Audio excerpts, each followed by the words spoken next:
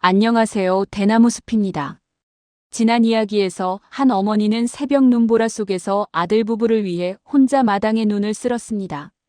하지만 돌아온 건 고마움이 아니라 차가운 말 한마디였죠. 그날 이후 그녀는 더 이상 아무 말도 하지 않았습니다. 대신 조용히 움직이기 시작했죠. 아무도 모르게. 그리고 이제 그 선택의 결과가 하나씩 모습을 드러내기 시작합니다. 이 이야기가 어디까지 갈지 끝까지 함께하고 싶다면 구독과 좋아요 꼭 눌러주세요. 다음 장면부터 진짜 이야기가 시작됩니다. 챕터 3. 폭풍전야. 계약은 일사천리로 진행되었습니다. 법무사 사무실에서 도장을 찍는 순간 수연 씨의 통장에 12억 7천만 원이 입금되었어요. 띵동하는 입금 문자 소리가 천상의 음악처럼 들렸습니다. 이 돈이면 남은 인생 누구 눈치도 안 보고 살 수 있어요. 수연 씨는 매수자 부부에게 열쇠와 비밀번호를 건넸습니다. 한 가지 부탁이 있어요. 수연 씨가 조심스럽게 말했어요. 오늘 저녁에 젊은 남녀가 와서 문 두드리면 절대 열어주지 마시고 경찰 부르세요. 전에 살던 세입자인데 좀이 안 좋거든요. 매수자 부부는 고개를 끄덕였습니다. 알겠습니다. 걱정 마세요. 수연 씨는 빙그레 웃었어요. 아들과 며느리가 얼마나 당황할지 상상만 해도 통쾌했습니다. 부동산을 나와서 수연 씨는 터미널로 향했습니다. 남쪽 끝으로 가는 고속버스 표를 끊었어요. 목적지는 제주도보다 더 남쪽 작은 섬월도였습니다. 남편과 신혼여행 때 갔던 곳이었죠. 따뜻하고 바다가 보이는, 무엇보다 이 끔찍한 사람들로부터 가장 먼 곳. 버스에 올라타 자리에 앉으니 긴장이 풀리면서 눈물이 핑 돌았어요. 슬퍼서가 아니라 너무 벅차서였죠. 내가 해냈구나. 드디어 벗어났구나. 수연 씨는 창밖을 바라봤습니다. 서울 톨게이트를 빠져나가니 공기부터 달라지는 것 같았어요. 오후 7시쯤 하늘이 어두워졌을 때였습니다. 수연 씨는 버스 안에서 상상했어요. 지금쯤 서울집에서는 무슨 일이 벌어지고 있을까? 비밀번호가 바뀐 현관문 앞에서 당황하는 아들, 카드가 정지되어 당황하는 며느리. 낯선 집주인이 나와서 나가라고 할 때 그들이 지을 표정. 수연 씨는 휴게소에서 커피를 한 잔 탔습니다. 종이컵에서 피어오르는 김을 후후 불며 한 모금 마시는데 세상에서 가장 맛있는 커피였어요. 자유의 맛이었죠. 월도에 도착한 건 밤 10시가 넘어서였습니다. 배에서 내리자마자 짠내 섞인 바닷바람이 불어왔어요. 서울의 매연과는 차원이 다른 공기였습니다. 수연 씨가 미리 구해둔 집은 바다가 내려다 보이는 언덕 위의 작은 단독주택이었어요. 마당에는 붉은 동백나무가 흐드러지게 피어 있었고 방은 따뜻했습니다. 창문을 열자 파도 소리가 철썩철썩 들려왔어요. 서울집에서 듣던 며느리의 잔소리, 아들의 게임 소리와는 비교할 수 없는 아름다운 소리였죠. 수연 씨는 햇반을 데워서 김치와 함께 먹었습니다. 간단한 식사였지만 그 어느 때보다 맛있었어요. 누구 눈치 볼 필요 없이 혼자 먹는 밥. 이게 진짜 행복이구나. 밥을 먹고 나서 수연 씨는 가방에서 오래된 핸드폰을 꺼냈습니다. 와이파이에 연결하자 카톡 알림이 폭발적으로 쏟아졌어요. 300개가 넘는 메시지. 수연 씨는 설레는 마음으로 하나씩 읽어내려갔습니다. 오후 7시 10분. 어머니 집에 왔는데 비밀번호가 안 맞아요. 장난치지 마시고 빨리 열어주세요. 오후 7시 30분. 엄마, 어떤 아저씨가 나오더니 집주인이 바뀌었다고 해요. 이게 무슨 일이에요? 오후 7시 35분. 어머님, 제 명품 가방들 다 어디 갔어요? 설마 버리신 거예요? 수연 씨는 피식 웃었습니다. 명품 가방, 재활용 수거함 앞에 아주 예쁘게 놔뒀지. 시간이 지날수록 메시지는 분노에서 공포로 그리고 비굴함으로 바뀌었어요. 오후 10시 30분. 엄마, 카드가 다 정지됐어. 찜질방도 못 가. 우리 오늘 어디서 자라고? 배고파 죽겠어. 수연 씨는 배를 잡고 웃었습니다. 배고파? 하루 굶는다고 안 죽어. 그동안 내 돈으로 얼마나 잘 먹었는데. 그녀는 답장 대신 프로필 사진을 바꿨어요. 갈매기가 날아다니는 평화로운 바다 사진으로. 상태 메시지는 자유, 인생은 지금부터. 잠시 후 메시지가 미친 듯이 올렸습니다. 어머님 진짜 미치셨어요? 여행 가셨어요? 저희는 길바닥인데. 엄마, 카톡 보는 거 다 알아. 제발 돈 좀 보내줘. 수연 씨는 핸드폰을 껐습니다. 더 읽어봐야 데이터만 아깝죠. 오늘 밤 그들이 겪을 추위와 배고픔, 그리고 서로를 향한 원망. 상상만 해도 10년 묵은 체증이 내려가는 기분이었어요. 수연 씨는 이불을 머리끝까지 끌어당기고 잠들었습니다. 파도 소리가 자장가가 되어주었어요. 챕터 4. 폭풍우 속의 진실. 며칠이 지났습니다. 수연 씨는 월도에서 평화로운 시간을 보내고 있었어요. 아침에 일어나 텃밭에 물을 주고 마을 할머니들과 화투를 치고 바다를 바라보며 차를 마시는 일상.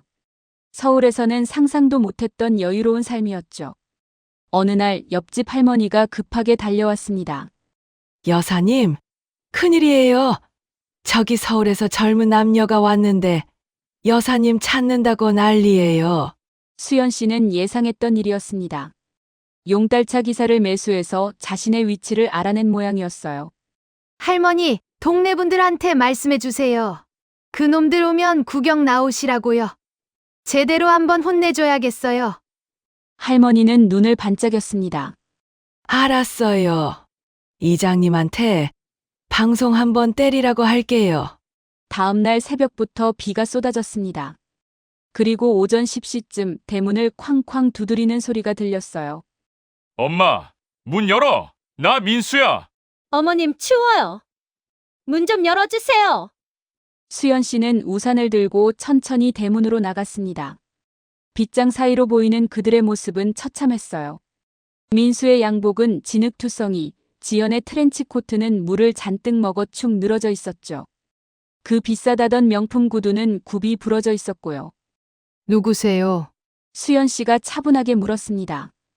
엄마, 나야. 장난치지 말고 문 열어줘. 우리 지금 밥도 못 먹고 비 맞으면서 여기까지 왔어. 민수가 소리쳤어요. 수연 씨는 단호하게 말했습니다. 나는 아들도 없고 며느리도 없어요. 내가 서울 나올 때 다 정리하고 나왔거든. 여기는 정수연 혼자 사는 집이에요. 그때 이장님과 동네 사람들이 나타났습니다. 왜 남의 집 앞에서 행패야? 여기가 어디라고? 이장님이 호통을 쳤어요. 청년들은 몽둥이를 들고 있었고 할머니들은 빗자루를 들고 나왔습니다. 지현이 이장님에게 매달렸습니다. 아저씨, 저 할머니가 치매가 있어서 집을 팔고 도망친 거예요.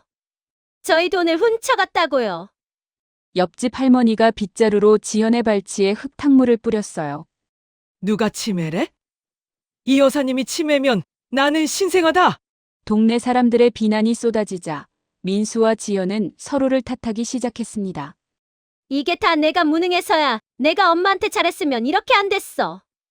진흙탕 속에서 부부가 서로 물어뜯는 모습. 수연 씨는 그 광경을 조용히 지켜봤습니다. 그때 경찰차 2대가 도착했습니다. 주민, 신고받고 왔습니다. 집주인이 퇴거 요청했으니 돌아가세요. 경찰관이 단호하게 말했어요. 민수는 체포라는 말에 꼬리를 내렸습니다. 경찰관이 우편함에서 봉투 하나를 꺼내 그들에게 건넸어요. 수연 씨가 미리 준비해둔 청구서였습니다. 민수가 떨리는 손으로 열었어요. 종이에는 숫자가 적혀 있었죠. 지난 2년간 생활비 7,200만 원, 가계 보증금 및 인테리어 비용 3억 5천만 원, 정신적 피해 위자료 5억 원, 총합 9억 2,200만 원. 추신도 있었습니다. 이 돈 다 갚기 전까지는 내 아들 며느리라고 부를 생각 마라. 내일부터 변호사 통해 정식 소송 들어간다. 민수는 털썩 주저앉았습니다. 지연은 비명을 질렀어요. 이걸 우리가 어떻게 갚아? 우린 파산이야. 경찰관들은 2사람을 일으켜 세워 차에 태웠습니다. 경찰차의 붉은 불빛이 멀어지는 걸 보며 수연 씨는 긴 한숨을 내쉬었어요. 다음 날 아침 비가 그치고 햇살이 쨍하게 떴습니다. 수연 씨는 마당으로 나가 대문 앞을 물 청소했어요.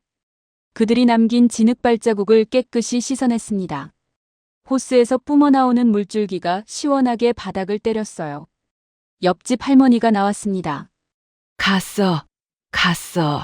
저 배 타고 나가는 거 봤어. 둘이 배 안에서도 따로 앉아 있더라. 수연 씨는 안도의 한숨을 쉬었어요. 할머니 덕분에 큰일 치렀어요.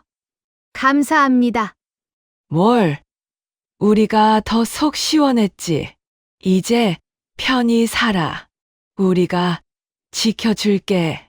할머니의 투박하지만 따뜻한 말에 수연 씨의 눈시울이 붉어졌습니다.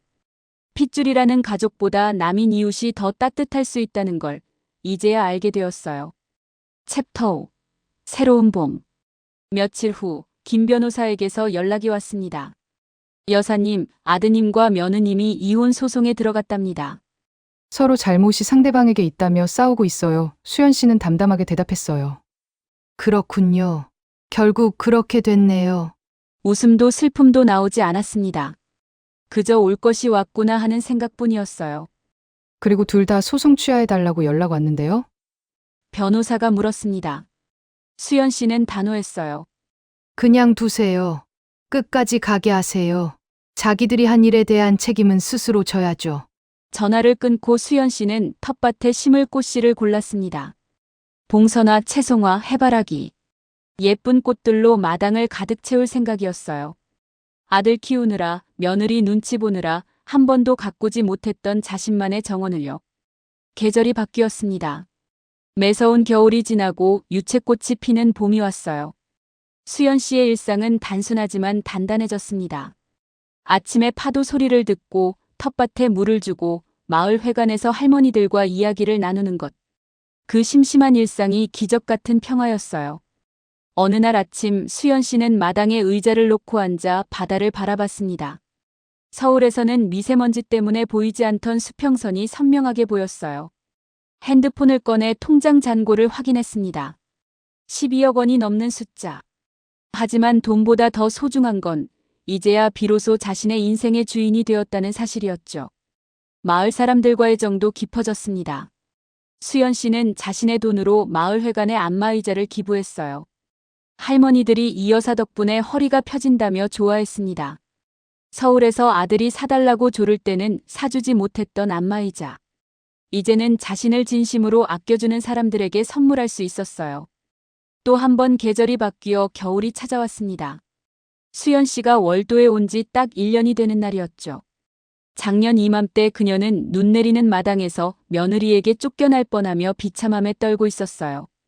하지만 지금은 완전히 다른 사람이 되어 있었습니다. 눈이 다시 내렸습니다. 하지만 이번에는 누가 치우라고 재촉하지 않았어요.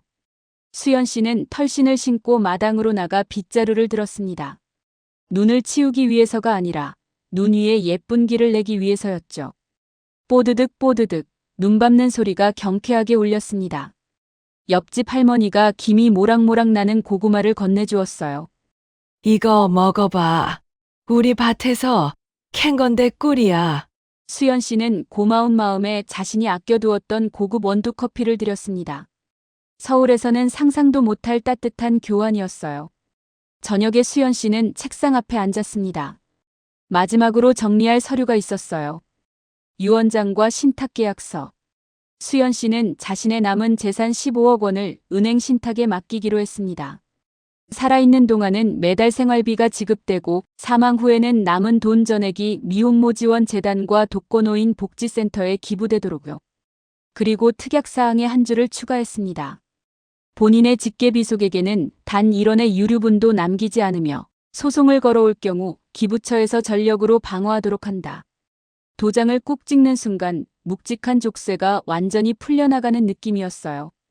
다이어리를 펴서 오늘의 일기를 썼습니다. 2026년 겨울 어느 날 눈이 왔다. 눈을 쓸지 않았다. 그냥 두고 보기로 했다. 눈이 쌓인 마당이 참 예쁘다. 내 인생에도 이제야 하얀 눈꽃이 피었다. 나는 이제 온전한 나다. 펜을 내려놓고 침대에 누웠습니다. 따뜻한 이불 속에서 몸을 웅크리니 잠이 솔솔 왔어요. 내일은 날이 개면 읍내 꽃집에 가서 봄에 심을 튤립 구근을 사와야겠어요. 빨강, 노랑, 보라색. 화려한 색깔들로만 골라서요. 창밖을 보니 눈이 소복이 쌓이고 있었습니다. 하지만 이번에는 두렵지 않았어요. 이 눈은 아무도 치우라고 재촉하지 않는 오롯이 수연 씨만의 눈이었으니까요. 파도 소리가 자장가처럼 들려왔습니다. 수연 씨는 편안한 미소를 지으며 눈을 감았어요. 잘했어. 정수연. 정말 잘했어. 스스로에게 칭찬을 건네며 그녀는 깊은 잠에 빠져들었습니다. 내일 아침이면 햇살이 눈 덮인 마당을 비출 거예요. 그 빛나는 세상 속에서 정수연은 누구의 엄마도 누구의 시어머니도 아닌 그저 정수연으로 살아갈 것입니다. 제 인생의 봄은 이제부터가 진짜 시작이니까요. 오늘 이야기는 여기서 마무리됩니다. 다음에도 또 다른 이야기로 찾아뵙겠습니다. 재미있게 보셨다면 구독과 좋아요 부탁드립니다. 감사합니다.